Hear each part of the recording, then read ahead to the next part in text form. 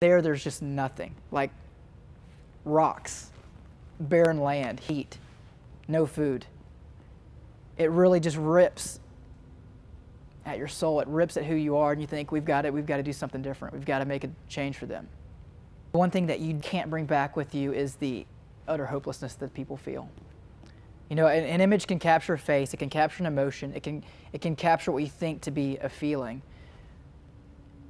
But when you're there and you look into their eyes, person to person, you see their surroundings and you see what they have to live in every day, their actual conditions that they go home to at night, what it's like when they wake up in the morning and have to then go out and find food to survive that day.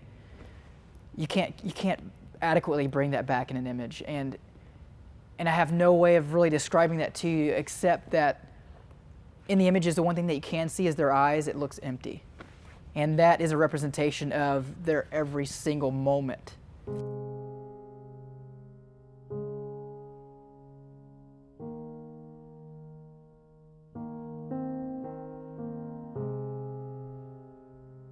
I've been in ministry basically my whole life. I've had the opportunity to travel the entire world, going from crusade to crusade, camp meeting to camp meeting, just doing ministry all over the world. I had my 6th birthday in Brazil and my 7th birthday in London, I think. And I mean, so like we were all over the world. And going to these different crusades, I once had the opportunity to go to India, and you know, of course I'm a photographer, and so all I want to do is go out and get among the people and shoot and see things and experience things. And I ran across this community of people living under a street bridge.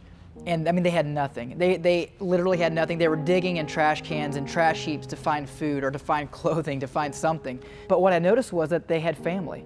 You know, the brothers and sisters loved each other. The parents watched for their children. Even though they had nothing, the mom and dad still loved each other and they loved their children. And India is just as poor as Haiti in some places, but there's no family in Haiti at all. When we first got there, there was just hundreds of these little kids that just surrounded us when we landed, and they just followed us everywhere we went. And it was just so shocking to me that these little kids were running around with no supervision, no parental guidance, no parental love. The parents didn't care about the children, and had never seen that anywhere else. I mean, I've seen impoverished nations, I've seen people that are begging for everything and not have any way to get provided for, but they still loved each other. They still were protective of their own, and that's not in Haiti. What I was told was that as soon as they're old enough to walk, they begin to fend for themselves. Like, the parents will kind of carry them around and kind of feed them. But as soon as they're walking around, they're like, okay, you can get your own food. And well, I'm a dad now. I have a 1-year-old son.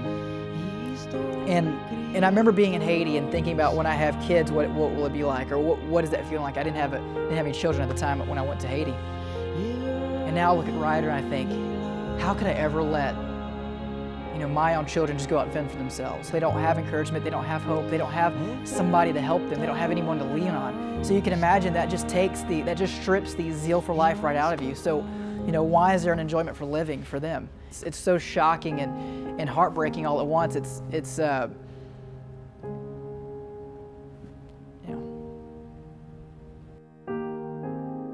Our mission statement is to change the world, but it takes every joint of the body being knit together and producing fruit, the effective working by which every part does a share. The key words are the effective working, and that's what we do, and that's how we work, is by everyone in this building, every member of Guts Church doing its share, supplying something. We can, will, and are changing the world.